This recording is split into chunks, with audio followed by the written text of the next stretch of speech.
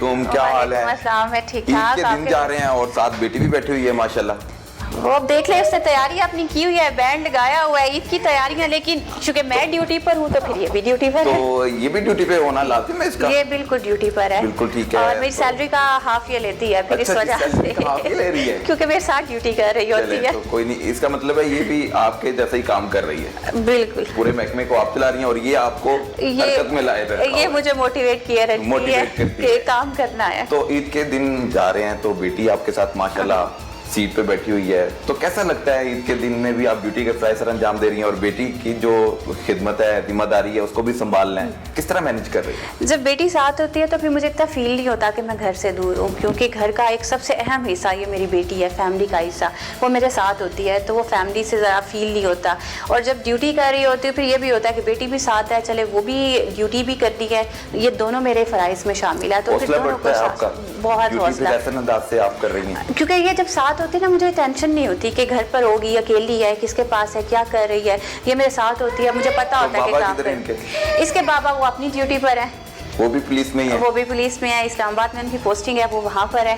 वो फिर जब ज़्यादा उदास हो जाते हैं व्हाट्सएप कॉल कर लेंगे, वीडियो कॉल कर लेंगे, बेटी को देख के खुश हो जाते हैं। तो वो ईद के किस दिन आते हैं, पहले, दूसरे, तीसरे? ये डिपेंड करता है कि किस दिन लीव मिल जाए, क्योंकि हमारा एक सिस्टम बना होता है कि ईद की नमाज तक तो किसी को लीव नहीं मिलती। उसके बाद फिर ऑफिसर्स बिठा के पूछते हैं कि 12 घंटे के लिए कोई अगर जाना चाह रहा है तो उसकी जगह दूसरा ऑफिसर ड्यूटी करेगा। जब वो फिर पहले वाला वापस आ जाएगा तो दूसरा ऑफिसर छुट्टी पर चला जाएगा। तो फिर ये इस तरह से, लेकिन ऐसे लीव नहीं होती कि जी तो हाँ। सुबह क्या खिलाया मीठे में बेटी को, खुद क्या खाया? मैंने तो अभी तक कुछ नहीं खा सकी, इसने जो है ना वो दूध पी के तो मीठी ईद का आगाज कर लिया। बिल्कुल ठीक है। तो आपकी भी ईद मीठी है, बेटी साथ है, दूध हाँ, ये बिल्कुल बिल्कुल इस तरह तो से। तो बैठे मजीद आपसे बात करना चाह रहे हैं हम। बिल्कुल एसपी आयशा भट्ट से हम बात कर रहे हैं। ईद के दिन चल रहे हैं और अपनी बेटी के साथ ड्यूटी के फ़राइज़ सर अंजाम दे रही हैं और इनके हस्बैंड भी महकमे पुलिस से वाबस्ता हैं और वो इस्लामाबाद में ड्यूटी के फ़राइज़ सर अंजाम दे रहे हैं। चूँकि ईद के दिन है और शहरियों की हिफाजत भी करनी है, तो ये हम वक्त तैयार रहते हैं। फ्रंट लाइन पर कोरोना वायरस भी है और उसके पेश नज़र भी ये मुख्तलिफ सड़कों पर गश्त करते नजर आते हैं। ये सिर्फ हम लोगों के लिए सड़कों पर मौजूद है ताकि हमारी ईद अच्छी गुजर जाए। मज़ीद बात करेंगे, हमारे साथ रहिएगा। आपकी बेटी को देखा तो बड़ा अच्छा लगा। आप अपने बचपन के दिन बताएं, कैसे गुजरते थे, जिस तरह इसके बिजी डेज में जा रहे हैं आपकी साथ? क्या आपके भी इसी तरह के थे? नहीं, मेरा बचपन तो बहुत डिफरेंट था, क्योंकि मेरे फादर जो थे वो पुलिस में नहीं थे, उनका वो दूसरी सर्विस से गवर्नमेंट सर्वेंट ही थे, लेकिन किसी और डिपार्टमेंट में थे। वालदा जो है वो मेरी हाउसवाइफ, और उनका कोई इस किस्म का कोई था नहीं, वो तो सारा दिन घर पर ही होती थी। दादा दादी थे, बहन भाई थे। तो मेरा बचपन इससे बहुत डिफरेंट है। और गुजरावाला के वो एक छोटे से इलाके में बहुत डिफरेंट, इस तरह जैसे ये अभी से देख रही है, बहुत से लोगों को देख रही होती है, वो किस तरह से एक्ट कर रहे हैं, किस तरह से रिएक्ट कर रहे हैं, क्या बातें होती हैं, कौन एकदम से शाउट करने लग जाता है, कौन रोने लग जाता है। तो ये डिफरेंट जो है ना मोड्स देख रही है, डिफरेंट बिहेवियर देख रही है। तो इसका बचपन बहुत डिफरेंट है मेरे बचपन से। बचपन की ईद, शादी से पहले की ईद और अब शादी के बाद कैसी है? शादी से पहले बचपन की अगर पहले बात की जाए तो बचपन की ईद बहुत अच्छी होती थी। वो सबसे जो उसका बेस्ट पार्ट होता था, ईदी जो कलेक्ट की जाती थी हर एक से, और हर एक की जो इनकम के हिसाब से, हर एक की एज के हिसाब से पैसे फिक्स किए होते थे। अब्बू से इतने पैसे लेने हैं, दादा से इतने लेने हैं, दादी से इतने लेने हैं, अम्मी से इतने लेने हैं। अगर वो पहले का ज़माना था उसमें तो हज़ारों के हिसाब से तो नहीं होती थी, 100, 200, 300 इस तरह से होता था। तो वो ये हिसाब रखा था कि अगर दादा से 100 लेना है तो दादी से जाके कम से कम जो है ना वो 30 रुपीज़ या 50 रुपीज़ तो लाजमी लेने हैं, इस तरह से। और ईद आने से पहले वो कैलकुलेशन करके रखी होती थी, इससे इतने पैसे, उससे इतने पैसे, तो उसको कैलकुलेट करके अच्छा इतने मेरे पास जमा हो जाएंगे। जमा होते थे। फिर क्या करती थी बचपन में?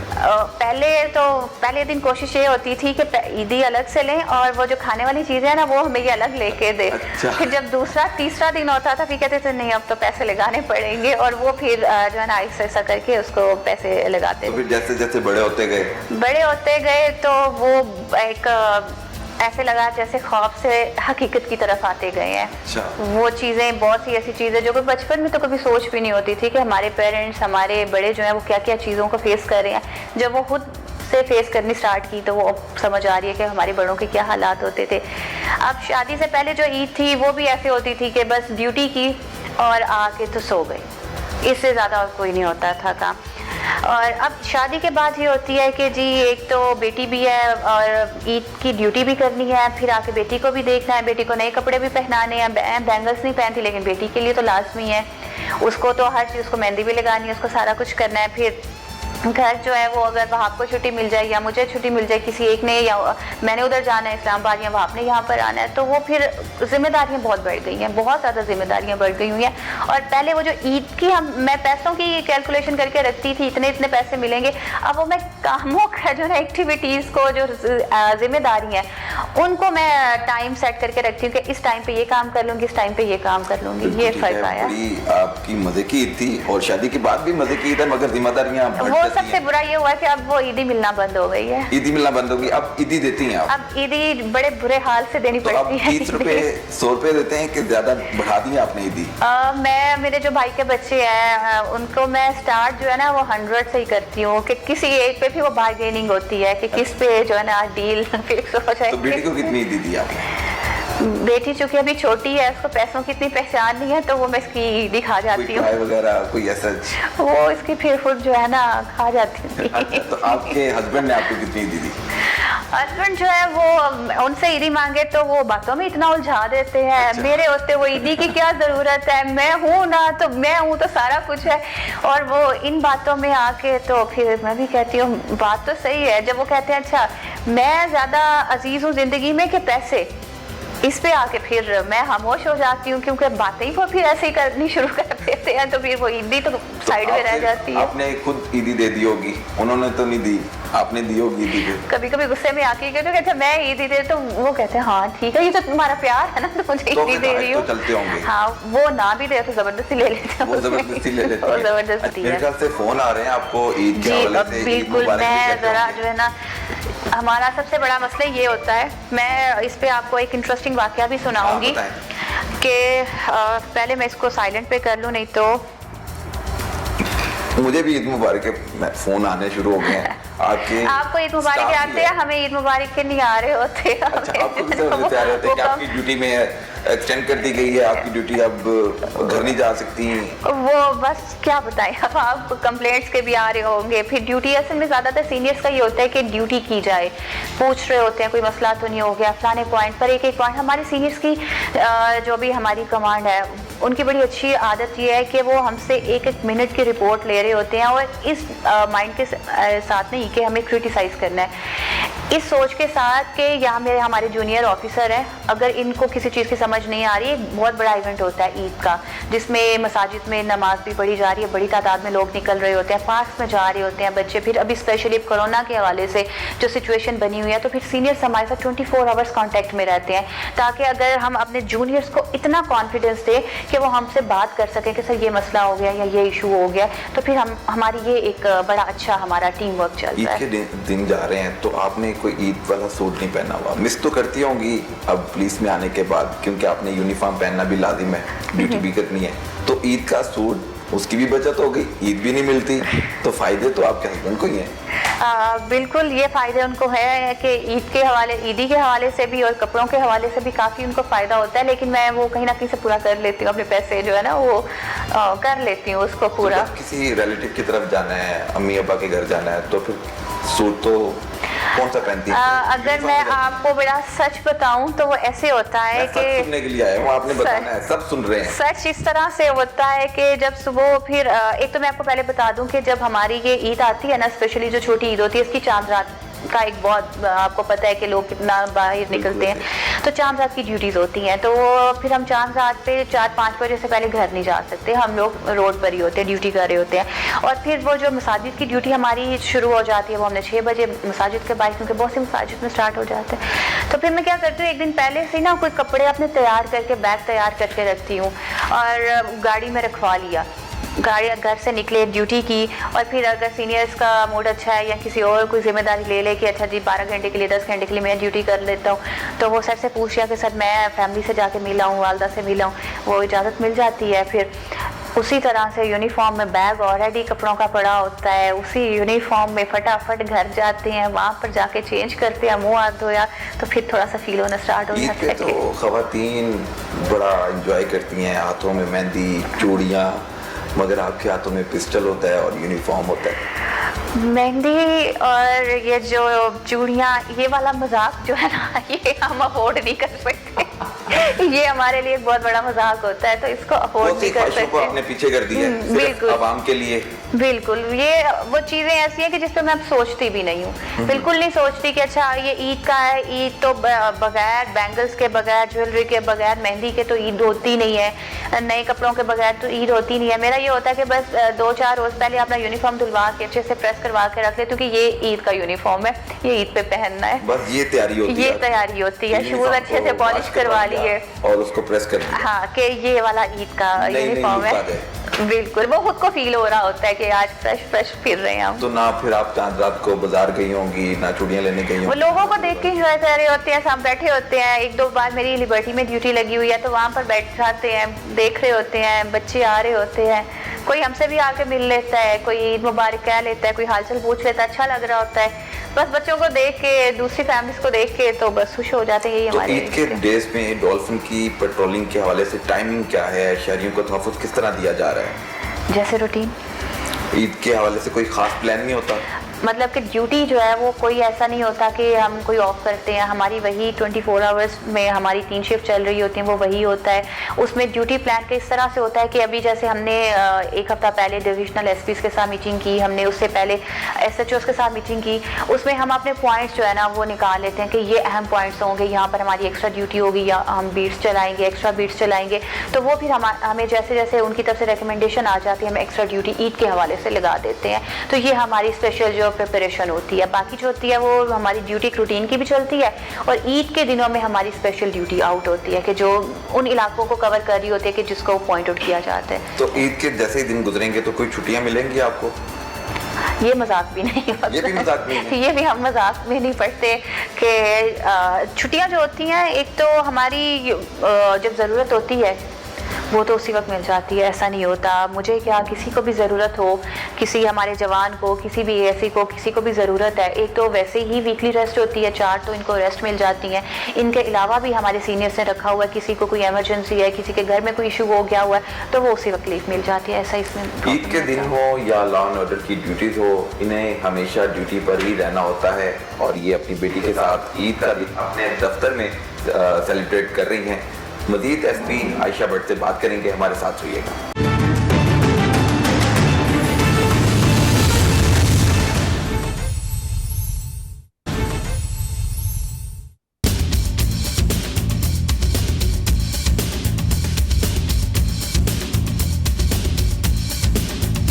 डॉल्फिन फोर्स एक तरफ मुजरिमों के लिए दहशत की इलामत, तो दूसरी तरफ इंसानियत की खिदमत की मिसाल भी है। जहां पुलिस की गाड़ियां नहीं जा सकती, वहां डॉल्फिन स्क्वाड के जवान उकाब की मान मुजरिम पर झपटते हैं। डॉल्फिन स्क्वाड को तुर्क माहिरीन की जेर निगरानी खुसूसी तरबियत दी गई। ये डॉल्फिन फोर्स की ही कारकर्दगी का नतीजा है कि रवां साल लाहौर में वारदातों में वाज़े कमी देखने को मिली है। अवाम की जानिब से डॉल्फिन स्क्वाड के साथ सेल्फी बनाना भी शहरियों को पुलिस फोर्स पर एतमाद के इजहार का अमलन सबूत है। डॉल्फिन फोर्स की हैवी बाइक्स पर पेट्रोलिंग शहर में मुजरिमों पर जंगल के शेर वाली दाग बैठा देती है। डॉल्फिन स्क्वाड जिस मकसद के लिए बनाई गई थी, क्या वो मकसद हम पूरा हासिल कर पाए? देखिए, अगर मैं ये समझती हूँ कि अगर हमारी आवाम अगर रात को भी निकल रही है बगैर किसी डर खौफ के, तो वो हमारी कामयाबी है। आप ये सोचें कि अगर आप किसी 1 दिन या 2 दिन के लिए कर लें कि हम सारी डॉल्फिन फोर्स, हम सारी पुलिस को क्लोज कर लेते हैं, आप क्या सोच सकते हैं कि आप लोग बाहर निकल सकते हैं? तो हमारी जो पर्पस था डॉल्फिन फोर्स का, जिसमें हमने स्ट्रीट क्राइम को भी देखना था, उसमें हमने कम्युनिटी पुलिसिंग को भी देखना था, तो वो अल्लाह का शुक्र है कि हम अपने मकसद में बहुत हद तक कामयाब हुए हैं, और इसमें हम मज़ीद कामयाबी के साथ आगे बढ़ रहे हैं। स्ट्रीट क्राइम की जो रेशो थी डॉल्फिन स्क्वाड बनने से पहले और बाद में, कितना आप डिफरेंस देखती हैं? देखिए, आप जब हम स्ट्रीट क्राइम की बात करते हैं, ओवरऑल क्राइम की बात करते हैं, तो हम बहुत सी चीज़ों को इग्नोर कर जाते हैं। हम इग्नोर कर जाते हैं कि हमारे पॉपुलेशन क्या है, हम इग्नोर कर जाते हैं कि हमारी इन सिटीज़ में जहाँ पर हमारी डॉल्फिन काम कर रही है, जहाँ पर हमने, क्योंकि चंद एक सिटीज़ में है, गुजरावाला में है, फैसलाबाद में है, रावलपिंडी में है, लाहौर में है, तो हम ये भी भूल जाते हैं कि कितने लोग माइग्रेट करके इन सिटीज़ में आके वहाँ पर एडजस्ट कर रहे हैं, यहाँ पर कितने स्टूडेंट्स आ रहे हैं, तो ये चीज़ों को हम नहीं देख रहे होते। तो हम एक ही चीज़ को देखते, क्राइम इतना बढ़ गया, क्राइम इतना बढ़ गया, हम ये नहीं देखते पॉपुलेशन कितनी उसके साथ बढ़ी है। तो अगर हम उन चीज़ों को भी साथ मिला के देखें ना, तो हमारा क्राइम जो है ना वो बढ़ा नहीं है, वो हमारा क्राइम कहीं पर ऐसे कह सकते हैं कि 19-20 का फर्क आता है। कभी क्राइम थोड़ा सा ज़्यादा गया, कभी क्राइम बिल्कुल डाउन पे चला जाता है, कभी क्राइम का अगर हम कंपैरिजन करते हैं, अभी मैंने एक वीक पहले मीटिंग की थी और उसमें हम कंपैरिजन कर रहे थे कि लास्ट वीक या लास्ट मंथ हमारा क्या था या लास्ट ईयर हमारा क्या था, तो हमारी बहुत हद तक बेहतर परफॉर्मेंस थी। बहुत हेड ऐसे थे कि जिसमें हमारा क्राइम बहुत कंट्रोल हुआ था।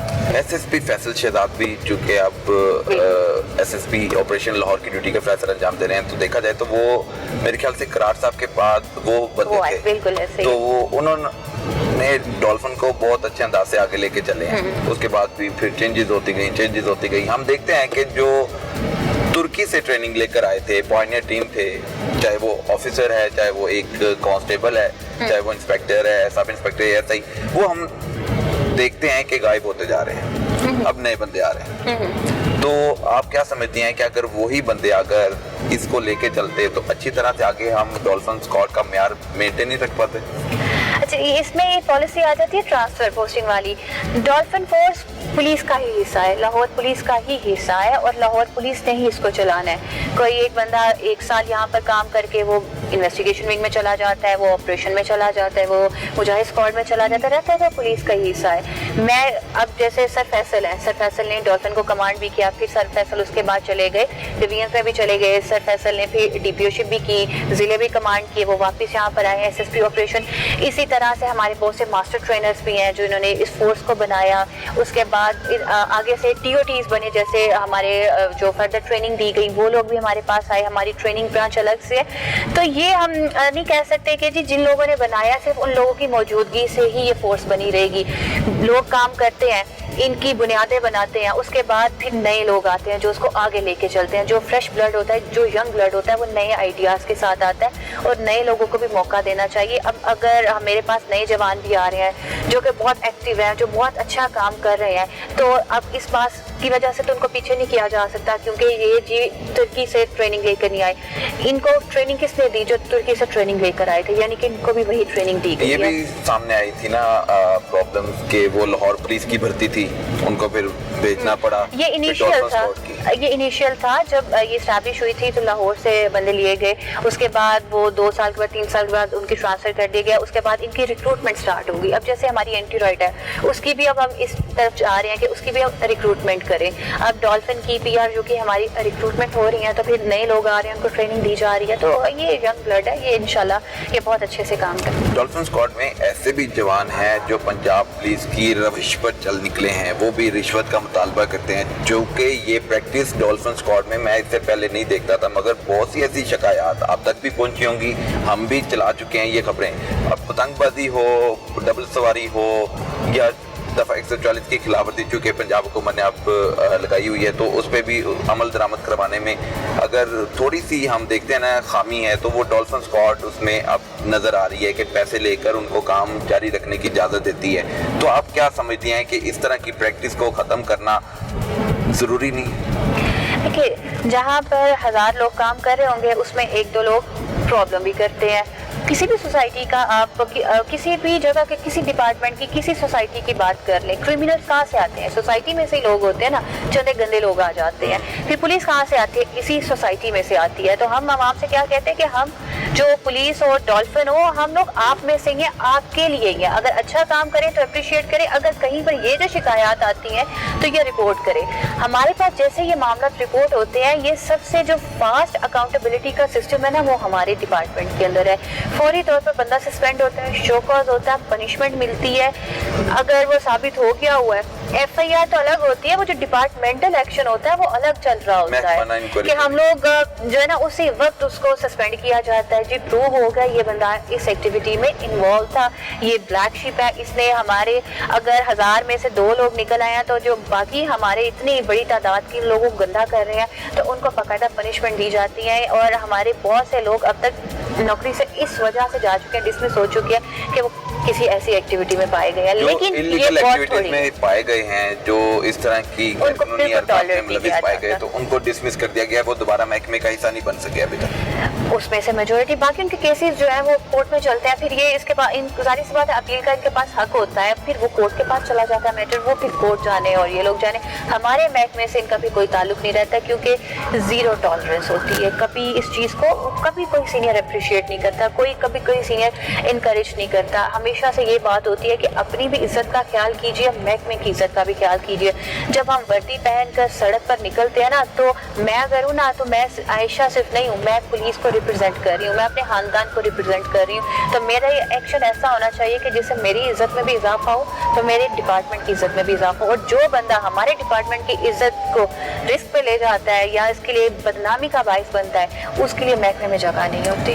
आप बहुत मुश्किल घड़ी से गुजर रही हैं, कोरोना वायरस है और ड्यूटी है, ईद के दिन चल रहे हैं, तो आपके हस्बैंड भी ड्यूटी पर हैं, आप भी ड्यूटी पर हैं, तो कभी कभी आपको ख्याल आता है कि मैं फील्ड जो पुलिस है वो छोड़ दूं और घर के काम काज में लग जाऊं? मुझे लगता है घर के काम से बड़ा आसान है, घर के काम बहुत मुश्किल होते हैं। और घर के काम मुश्किल है वो अब मुझे लगता है ये आसान है, घर के काम बहुत मुश्किल होते हैं। वो कहते हैं ना, जिसका काम उसी को साझे, और अल्लाह ने हर एक बंदे की जिम्मेदारी तो फिर उसको उसी में आसानी दिख रही होती है। हाँ, कभी कभार ऐसा होता है कि जब ऐसी कोई घर में कोई छोटे मोटे फंक्शन हो, लेकिन ड्यूटी भी हो, फिर माइंड में चीज़ आती है कि अच्छा इसको कैसे मैनेज किया जाए, ये भी काम करना है, वो भी काम करना है। फिर ये सारे के सारा मैनेजमेंट पर आ जाता है, और मैनेजमेंट कभी भी आसान नहीं होती जब तक आपको आपकी फैमिली की तरफ से, आपके डिपार्टमेंट की तरफ से सपोर्ट ना किया जा रहा हो। ऑब्वियसली आपके घर वाले भी सपोर्ट कर रहे हैं, महकमे वाले भी सपोर्ट कर रहे हैं, और आप खुद भी तैयार हैं आवाम की खिदमत के लिए, और आपको ये काम आसान लग रहा है। 24 आवर ड्यूटी है, नहीं तो आपके किसी भी एहलकार से पता कर लेंगे ना, उन्होंने कहना बहुत मुश्किल ड्यूटी है, बहुत मुश्किल, मगर आप तो बड़ी खुश हैं। पहली बार मैंने देखा कि ये आसान काम है, घर के काम मुश्किल है। वो मुझे मुश्किल लगता है, ये बात आ जाती है। आपने कभी देखा है पेंटिंग करते हुए कैसे लोगों के वो जो पेंट कर रहे होते हैं, किसी की पिक्चर बना रहे हैं, उनके एक्सप्रेशन तक आ जाते हैं। वो एक्सप्रेशन से मैं तस्वीर देख के पता चल जाता है कि इस पेंटिंग में एंगर को दिखाया गया है, इस पेंटिंग में फ्रस्ट्रेशन को दिखाया गया। हम सोच सकते हैं कि क्या हम अपने हाथों से इंसान की जो माइंड में क्या चल रहा है उसको एक पेपर पे लेके आए, लेकिन वो जो बंदा बना रहा है उसका इंटरेस्ट है, अल्लाह ने उसको इतनी सलाहियत दी है, तो उसको काम बहुत आसान लग रहा होगा। ये सारे काम आ जाते हैं दिलचस्पी के, इंटरेस्ट के, शौक के, और फिर अल्लाह की तरफ से नवाजना होता है कि अल्लाह ने इस क्या जिम्मेदारी लगा के भेजी है। जब मुझे पता है कि ये मेरा काम है, मेरे अल्लाह ने जिम्मेदारी लगानी थी, तो मुझे एक छोटी सी फैमिली से, गुजरावाला एक छोटे से इलाके से उठा के तो पुलिस में ले आए, CSS करवा दिया, पुलिस में ले आए, यहाँ पर पोस्टिंग दे दी। तो मुझे ये समझना चाहिए कि अल्लाह जब मुझे इतनी इज्जत दे रहा है, मामले में मदद कर रहे हैं, तो मुझे भी अपनी जिम्मेदारी को खुश असलूबी के साथ और अच्छे अंदाज के साथ पूरा करना चाहिए। गुस्से के साथ, डिप्रेशन के साथ, फ्रस्ट्रेशन के साथ काम तो हो जाता है, लेकिन वो जो बंदे का वो पर्सनालिटी डैमेज होती है ना, वो दोबारा ठीक नहीं होती। बिल्कुल ठीक है, नाका आ गया तो आपके डॉल्फिन एहलकार ड्यूटी के फैसला अंजाम दे रहे हैं, ईद के दिन है, तो अब देखते हैं कि वो किस तरह नाका चेक करते हैं, किस तरह वहाँ पर शरीफ को चेक किया जाता है। हॉल्टिंग पॉइंट्स होते हैं कि हमारी SOPs में होता है कि इन्होंने 30 मिनट्स के लिए पेट्रोलिंग करनी है, उसके बाद 20 मिनट्स के लिए, 10 मिनट्स के लिए इन लोगों ने ऑफ लेना होता है, बाइक्स को भी थोड़ा ऑफ लेना होता है। फिर उसको हम हॉल्टिंग पॉइंट्स बता देते हैं जहाँ पर ये फिर लोगों को स्नैप चेकिंग कर रहे होते हैं, कोई मशकूक बंदा सा आ रहा होता है। यानी कि अगर ये लोग रेस्ट के लिए भी रुके हैं ना, तो भी ड्यूटी, अच्छा, रेस्ट के दौरान भी ये लोग ड्यूटी करेंगे। वो जो हॉल्टिंग पॉइंट होंगे, ये नहीं होगा कि ये लोग बस आराम कर रहे हैं बाइक पर, वो जो 10 मिनट मिले हैं वो आराम नहीं कर सकते, वो आराम नहीं करेंगे, वो वहाँ पर स्टॉप करेंगे, किसी एक पॉइंट पर स्टे करेंगे, उस पॉइंट के ऊपर ये लोगों को चेक करेंगे। किन लोगों को चेक करेंगे? जो सस्पिशियस है, जिनकी बाइक्स का कुछ इशू है, जो कि रैश ड्राइविंग कर रहे हैं, जिसका कोई ऐसा इशू है।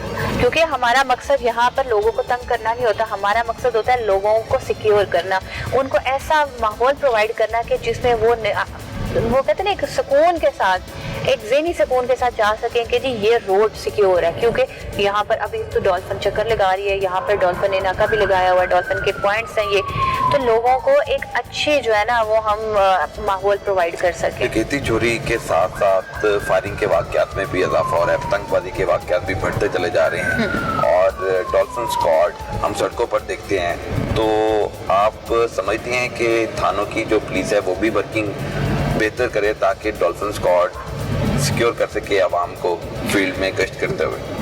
देखिए इसमें तो सभी का रोल आ जाता है। मैं कहती हूँ कि सिर्फ पुलिस क्या, हम सबको इम्प्रूव करना चाहिए। हम लोगों को जो हम एफर्ट कर रहे हैं उसमें हमें 100% देना चाहिए, हम सबको काम करना चाहिए।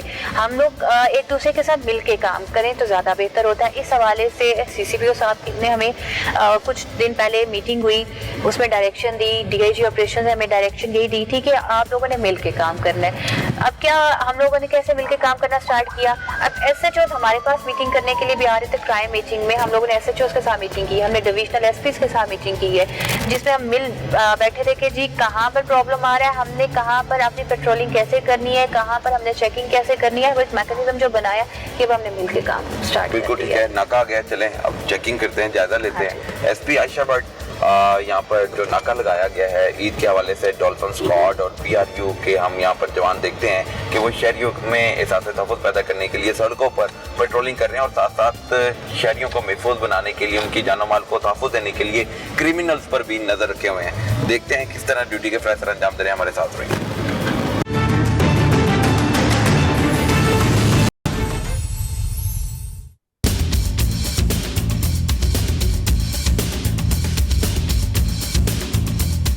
अब हम कैलवरी ग्राउंड नाके पे मौजूद हैं। SP आयशा भट्ट हमारे साथ हैं। जायज़ा लिया जा रहा है, ईद की सिक्योरिटी को चेक किया जा रहा है। आवाम के तहफ़्फ़ुज़ के लिए पुलिस ईद के रोज़ भी सड़कों पर अपनी ड्यूटी अदा कर रही है। तो SP आयशा भट्ट से जानेंगे क्या इंस्ट्रक्शन देती हैं आप ईद के हवाले से इन्हें?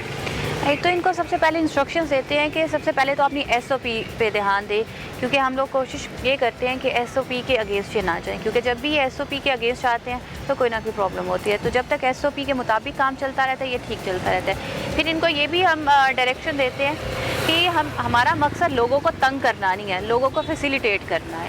हमने क्राइम को तो रोकना है, लेकिन इसके साथ साथ ये जो आवाम हज़ारों की तादाद में निकल रही है ना, ये अपने कामों के लिए निकल रही है, ये सारे क्रिमिनल्स नहीं है।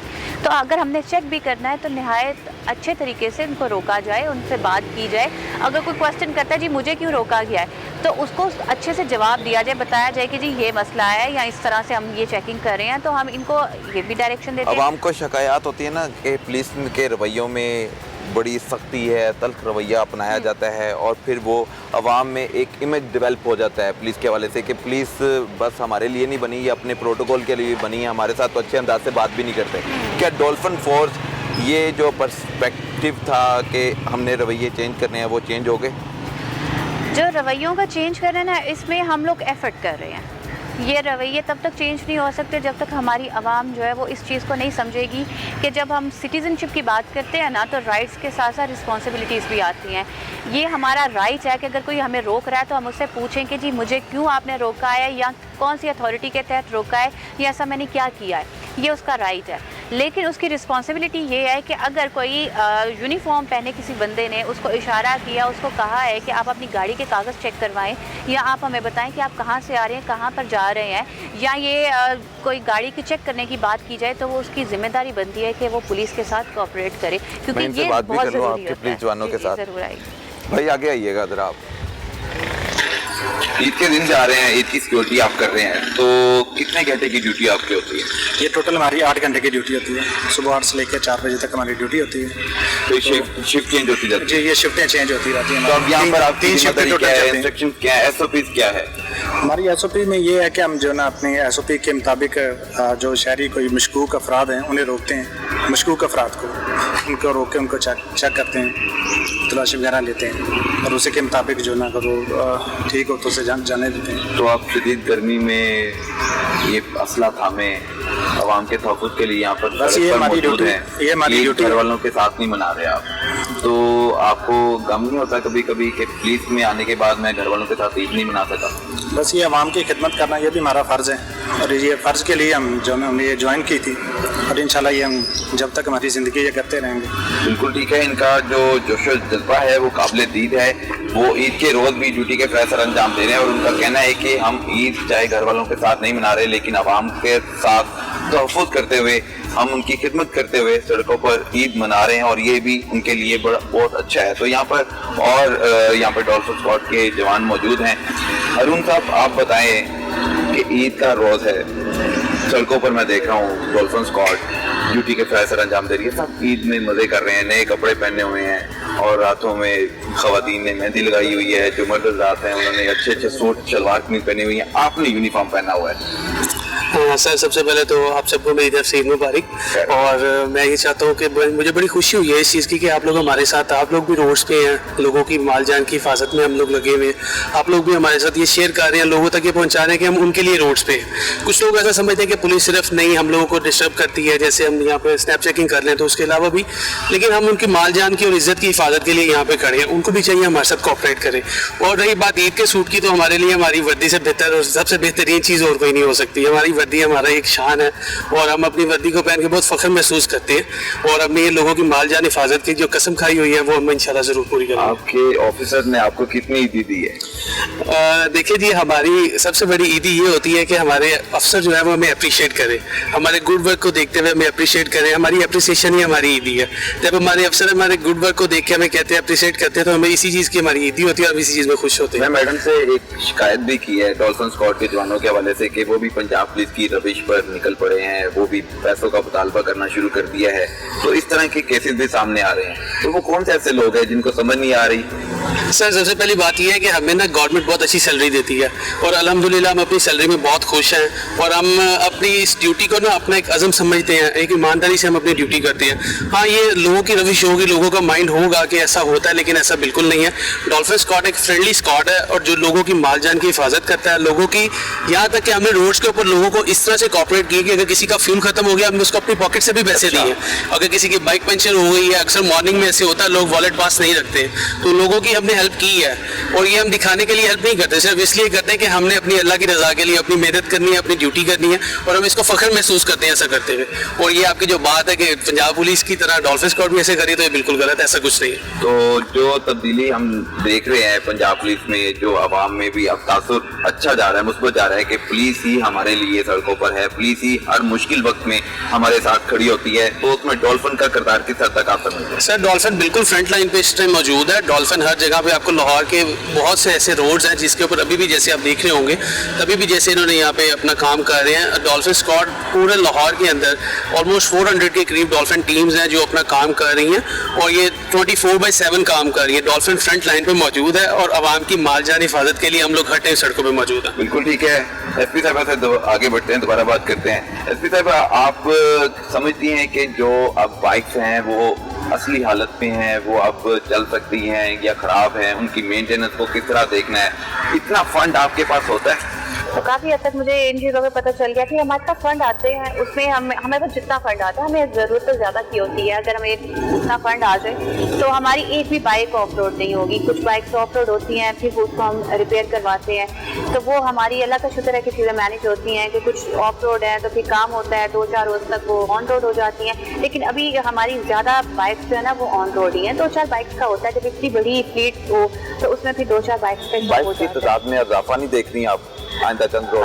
अभी तक तो हमने डिमांड तो की हुई है, हमने डिमांड भेजी है। हम जितनी हमारी नफरी है उतनी हमने डिमांड भेजी हुई है। हमने PRU की गाड़ियों की भी डिमांड की हुई है। इसके अलावा हमने गाड़ियों की डिमांड की है कि जब हमें ये चीज़ें प्रोवाइड कर दी जाए तो हमारी वर्किंग में मज़ीद इंप्रूवमेंट हो सकती है।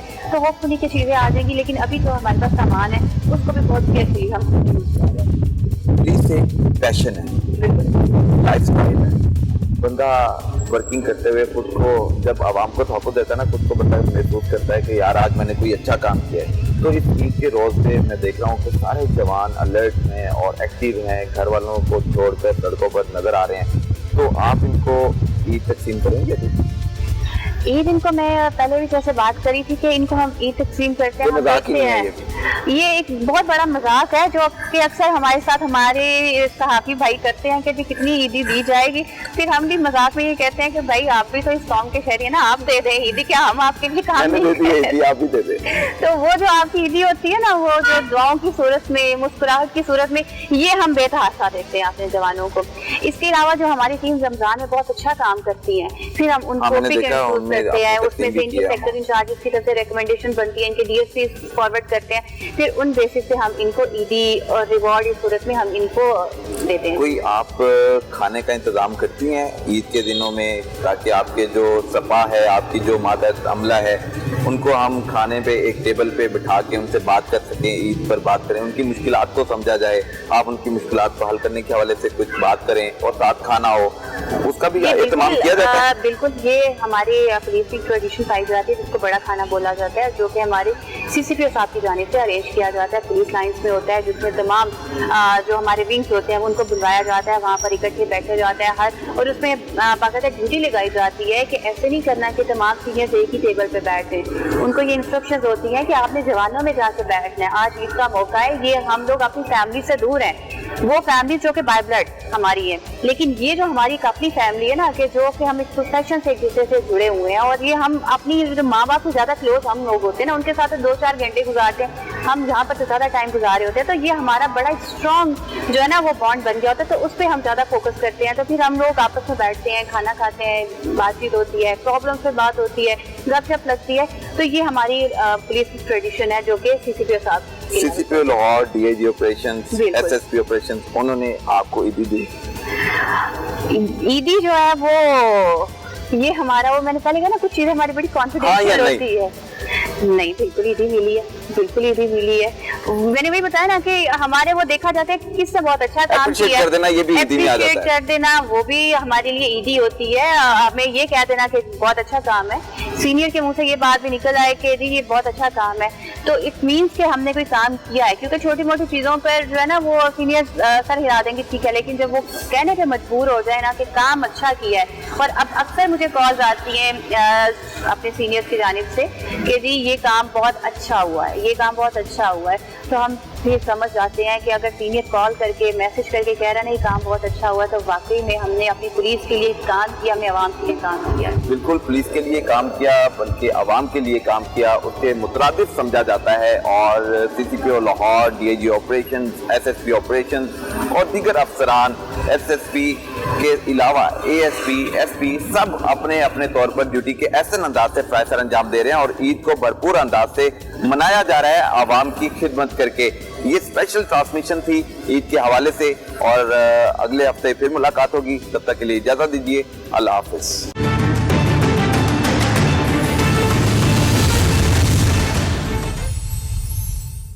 कोविड-19 या किसी भी दूसरे टेस्ट के लिए हमारा मुस्तैद और तरबियत याफ्ता अमला आपके घर पहुंचकर सैंपल कलेक्ट कर रहा है।